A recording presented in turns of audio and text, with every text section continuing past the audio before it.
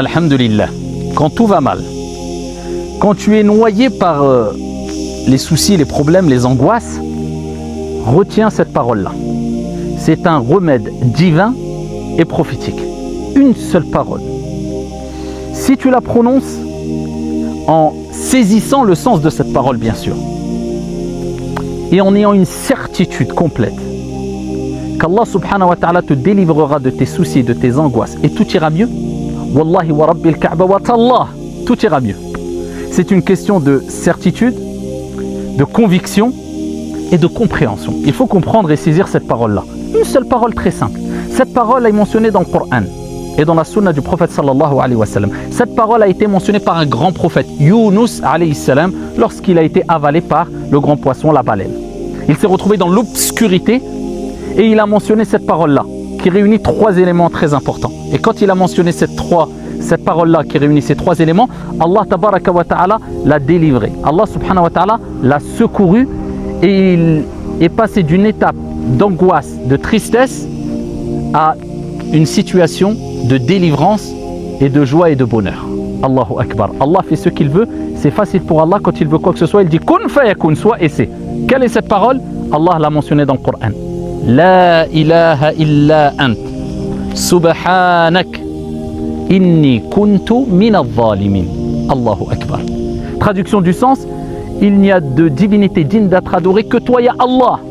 Illa ant. At-tawhid, l'unicité d'Allah, ce qui est de plus important dans la vie du croyant. Subhanak, tu glorifies ton Seigneur, gloire à toi.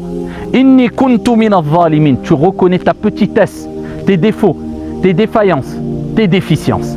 Certes, Allah, j'ai été parmi les injustes. Qu'est-ce qui s'est passé quand il a mentionné cette parole Yunus alayhi salam dans le ventre de cette baleine-là ou ce grand poisson? Allah dit dans le Coran فَاسْتَجَبْنَا لَهُ وَنَجَّيْنَاهُ مِنَ الْغَمِّ وَكَذَلِكَ نُنْجِي الْمُؤْمِنِينَ. Allahu Akbar. On a répondu à sa demande, à son invocation.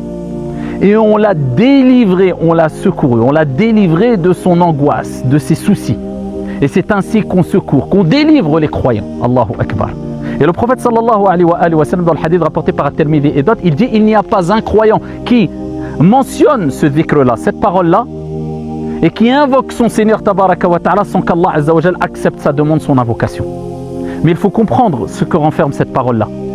Allah aime que tu réunisses ces trois éléments. La première des choses, l'unicité d'Allah, ce qu'il y a de plus important. C'est pour cela qu'Allah nous a créés, pour l'adorer en lui voulant un culte exclusif, pur. Ne te fatigue pas avec les actes d'adoration, avec les actes de bienfaisance. Si tu as entaché ces actes d'adoration et ta relation avec ton Seigneur tabaraka wa ta'ala par ce qui annule le tawhid, à savoir le shirk, l'association.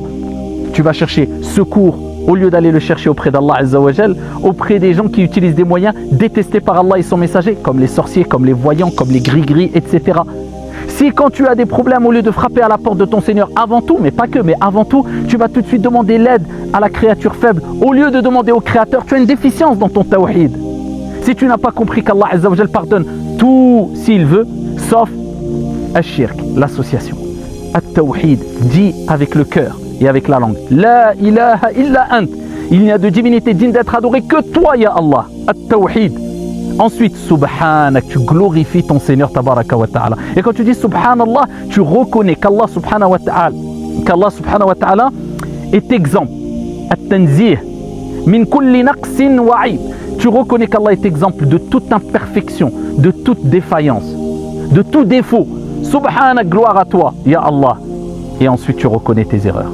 Inni kuntu min al-zalimin. Certes, Allah, j'ai été parmi les injustes. Tu demandes pardon à Allah azza wa jal.